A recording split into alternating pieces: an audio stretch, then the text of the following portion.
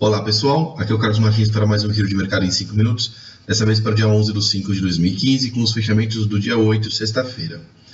O Ibovespa hoje subindo um pouquinho, 0,4%, mas ele até mudou o Fibonacci aqui, né? Ele ainda está seguindo no mesmo padrão que a gente viu nas últimas semanas, né? Ele sobe um pouquinho, corrige, sobe um pouquinho, corrige. Vamos dar uma olhada no Fibonacci antigo que a gente tinha aqui, ó. Para a gente não perder o fio da meada do que a gente vinha fazendo, né? Muito bem. O Ibovespa tem os 56.500, como eu tinha falado, né, como suporte, ele tocou aqui no suporte. Tem essa outra linha de tendência que está mais abaixo, também agora nos 55.800 pontos, como um próximo suporte. Então, se o Ibovespa perdesse esses 56.500 e fosse em direção a outra linha de tendência aqui, a gente provavelmente estaria no meio de uma figura ombro, cabeça, ombro se formando. Com essa alta de hoje, que ele segurou aqui nos 56.500, né, a mínima do dia foi nos 56.595, parece que ele está desmontando o que seria uma possível cabeça do ombro, cabeça, ombro. Tá? E aí ele, a partir daqui, poderia continuar nesse patamar entre os 58.200 e os 56.500 pontos. Se ele continuar assim, ele tem tudo para continuar depois na tendência, rompendo os 58.000 para cima, continuar na tendência até os 60.000 pontos. Vamos falar então do Ibovespa Futuro Mini, que estava aqui no espaço em branco entre os 59.000 e 57.350, que foi aonde ele ficou, né? A mínima do dia 57.215, passou um pouquinho lá, mas depois acabou voltando e deixou para a semana que vem para fazer alguma coisa, se mexer de alguma forma. Se a gente for prestar atenção essa semana, ele ficou 5 dias inteirinhos dentro dessas duas linhas, dos 57.350 e dos 59.000. Tá? No intraday ele passou, mas leilões de abertura e fechamento todos aqui dentro desse patamar. Semana que vem a gente vai saber se ele vai testar nessa área densa vermelha aqui, está batendo nos 56.500 pontos, ou se ele vai tentar passar os 59.000 para cima. Tá? Ele vai ter que passar um dos dois patamares aí para a gente ter uma noção de quais são os próximos passos. Por enquanto está sem próximos passos, né? Aqui vamos falar agora do dólar futuro. Dólar futuro que tinha fechado o gap ontem do mesmo código, até olhei lá no DOL M15, e hoje parece que ele veio fechar o gap que ficou entre as séries, né? A máxima aqui era 2.998, a mínima do dia foi no 2.995, tá? Então, com esse 2.998 até 2.995 aqui, a gente conseguiu fechar o gap do dólar. Isso quer dizer que tem tudo para o dólar voltar a subir de novo na semana que vem.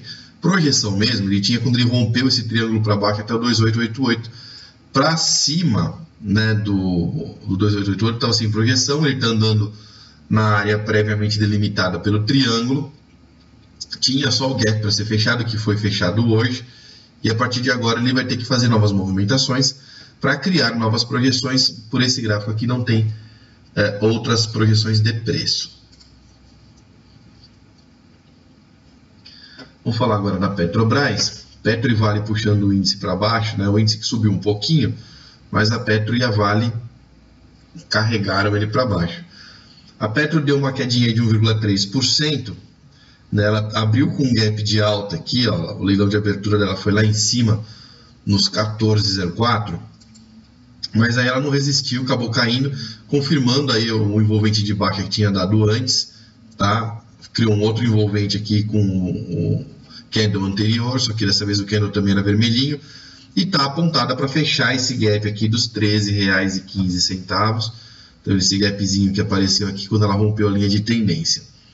Fechando o gap dos R$13,15, a gente vai saber se ela vai querer continuar nessa tendência ou não, se ela respeitar a linha de tendência aqui. Se ela passar para baixo da linha de tendência, a coisa fica muito mais complicada para o lado dela e ela tende a voltar, inclusive, para baixo dos R$12. Se ela sustentar a linha de tendência, é bem provável que ela só tenha fazendo um movimento de correção aqui dentro da tendência de alta, que depois, mais cedo ou mais tarde, ela vai começar a subir de novo. Vamos falar agora da Vale. A Vale e a Petro, as duas estão andando muito parecidas nos últimos dias, né? Não fizeram isso por muito tempo, mas agora estão fazendo de novo. A Vale tem o mesmo gap para fechar, só que a Vale fecha no 18,15, a Petro fecha no 13,15, a Vale fecha no 18,15. Ela foi até esse 18,51 hoje, né, que foi a mínima do dia no fechamento. Isso quer dizer que ela tende a continuar caindo e também tende a fechar esse gap se depois que ela fechar o gap não tem mais nenhuma projeção de preço para ela. Tá? Ela tinha projeções acima do 19,70, como ela perdeu 19,70, fechando o gap, ela vai ficar aí com um espaço em branco para se movimentar entre o 19,70 e aqui o último topo dos 16,90, então tem bastante espaço aí para ela se mexer e para a gente descobrir quais são as próximas projeções.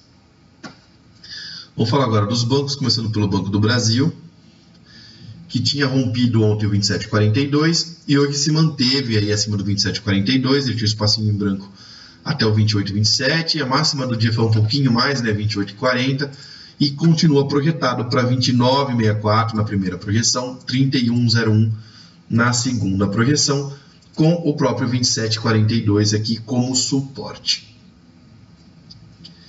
E agora vamos falar do Itaú, né? Itaú que subiu 1,09% hoje. Olha lá, ele que está dentro das projeções, né, entre 38 e 39, ele está dentro das projeções de preço dos triângulos menores. Se a gente voltar mais para trás aqui, a gente vai pegar aquele triângulo grandão, que está projetado para o 42,81, foi rompido para cima, está dentro do rompimento de alta, então o Itaú está dentro desse triangulão que aponta para o 42,81, tá na tendência de alta, só que ele vai precisar fechar acima dos R$40, né, do R$ 39,99, para dar continuidade. Enquanto ele não fechar acima dos R$40, né, ele não começa esse movimento direto que deve ir até os 42, ele fica andando aí de lado. Vamos falar agora da Ambev, que está aqui logo abaixo do Itaú, né? Aqui mais puxou o índice hoje foi a JBS, tá? JBS seguida por Itaú e Ambev. Ambev subindo aí 1,3%, ela já tinha atingido a projeção aqui de R$ 20,29, tá? Ela está seguindo na mesma linha de tendência que veio segurando o preço aí todo esse tempo, acabou perdendo aqui atrás, mas aí ela criou um triângulo com uma figura de impulsão e jogou o preço lá para a projeção lá em cima. E agora ela subiu um pouquinho de novo, mas ela não tem projeção nenhuma para atingir, ela já atingiu a projeção. O que ela tem agora é o espaço em branco aqui dentro da área de cima do triângulo, que ela pode se movimentar, né? Entre essa área densa e o 20,29 é um lugar que ela pode se movimentar. Se ela perder a área densa, então ela projeta o preço para fazer na outra área densa lá de baixo. E como hoje é sexta-feira, vamos falar do Dow Jones para encerrar a semana. O Dow Jones que tinha caído aí para baixo do 17 mil, ficou bastante tempo lá. Essa semana ele ficou meio vai que não vai, né? E hoje ele acabou subindo de novo para 18.200 pontos. O pessoal muito feliz lá que o Fed deu alguns meses de brecha aí para voltar a subir os juros, então voltou lá para casa dos 18 mil pontos. Mas não tem nenhuma projeção de passar lá assim, fazer novas máximas, né? Máxima histórica ou ir muito mais longe, além desses 18.288 pontos que ele já atingiu, tá? Então o Dow Jones está se segurando aí na casa dos 18 mil pontos, ganhou mais uma sobrevida aí com a fala do Fed, que vai demorar um pouquinho mais para aumentar os juros. Agradeço muito pela presença de todos e até o próximo Giro de Mercado em 5 minutos.